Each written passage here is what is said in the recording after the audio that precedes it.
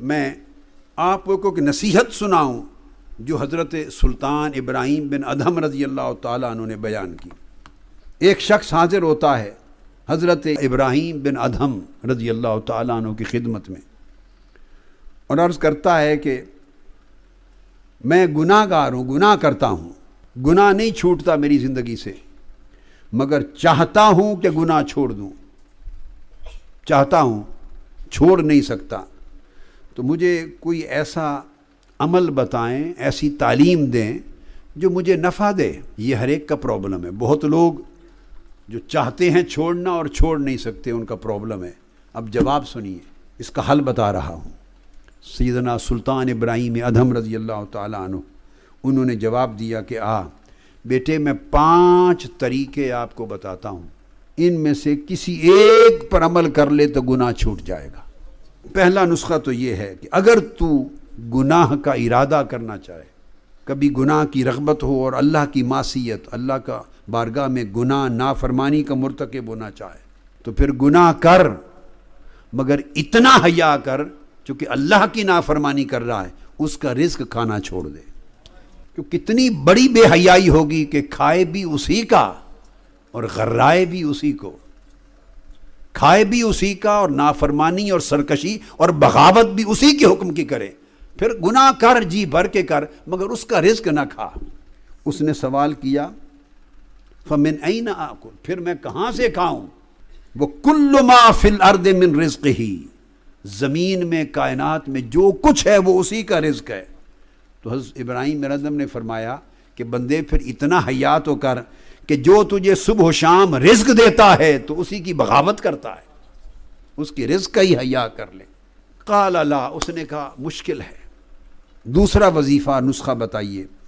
فرمایا پھر دوسرا وظیفہ یہ ہے کہ جب گناہ کا تیرا ارادہ بنے، بدکاری کا، معصیت کاری کا، حرام کاری کا، نافرمانی کا جب ارادہ بنے تو پھر تو گناہ کر، جی بھر کے کر، مگر اللہ کی زمین میں کسی اس کے شہر میں نہ رہ، اس کے ملک سے باہر جا کے کر، اللہ کے ملک سے باہر جا کے کر، کہ مالک اور بادشاہ جس ملک کا، جس زمین کا، جن شہروں کا ہے، رہے بھی اسی کے شہر میں، اسی کے ملک میں، اور بغاوت بھی اسی کے خلاف کرے۔ کوئی بادشاہ اس کو گوارا نہیں کرتا۔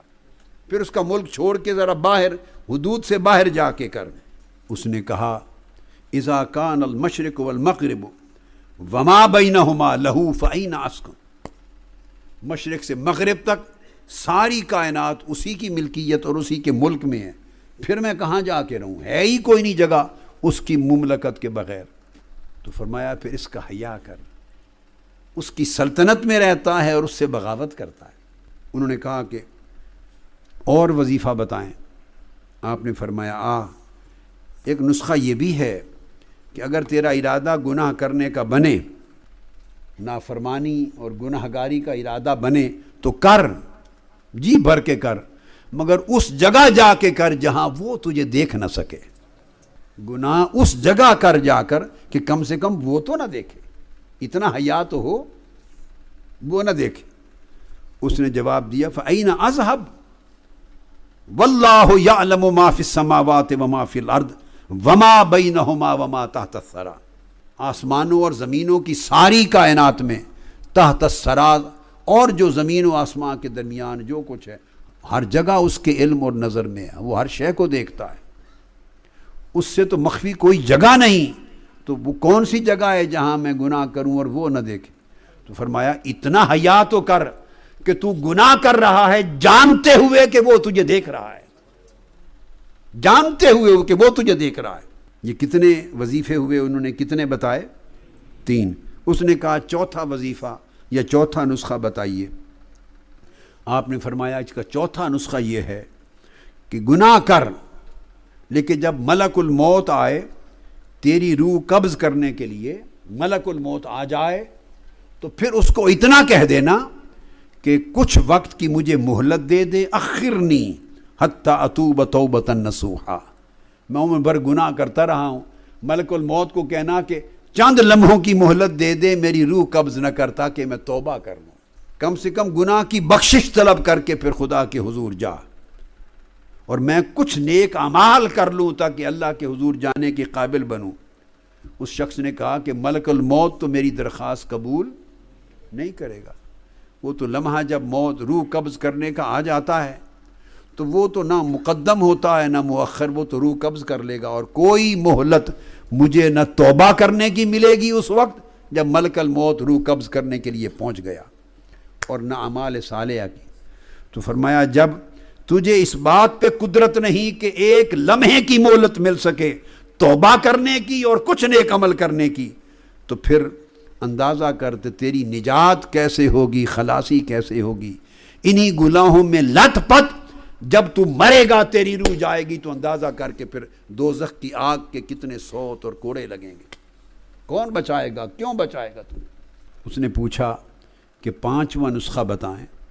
آپ نے فرمایا 5واں نسخہ پھر یہ ہے کہ جب قیامت کا دن ہو اور حساب و کتاب ہو جائے اور تیرا نامہ اعمال کھلے گناہوں سے بھرا ہوا، اور دوزخ کے فرشتوں کو حکم ہو وہ تجھے تیری پیشانی کے بالوں سے پکڑیں اور گھسیٹ کر دوزخ میں لے جانا چاہیں، اس وقت ان سے کہہ دینا کہ ذرا چھوڑ دو مجھے تھوڑی دیر کے لیے، مجھے نہ لے جاؤ، شاید میں اللہ سے درخواست کروں تو مجھے نجات مل جائے۔ ان کو کہنا کہ دوزخ میں نہ پھینکو، انہی سے مہلت مانگ لینا۔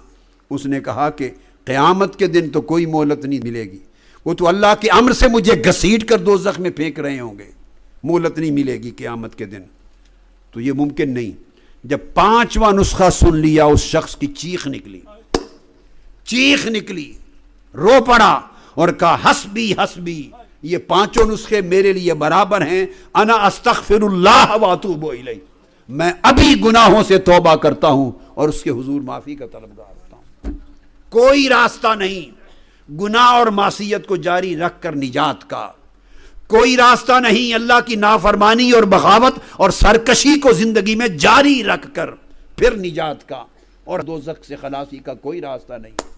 آپ میں سے، ہم میں سے کون ہے جسے یہ تسلی ہو کہ روح قبض کرنے کے لیے ملک الموت آپ پہنچے اور آپ اس سے 1 منٹ کی مہلت لے لیں گے توبہ کرنے؟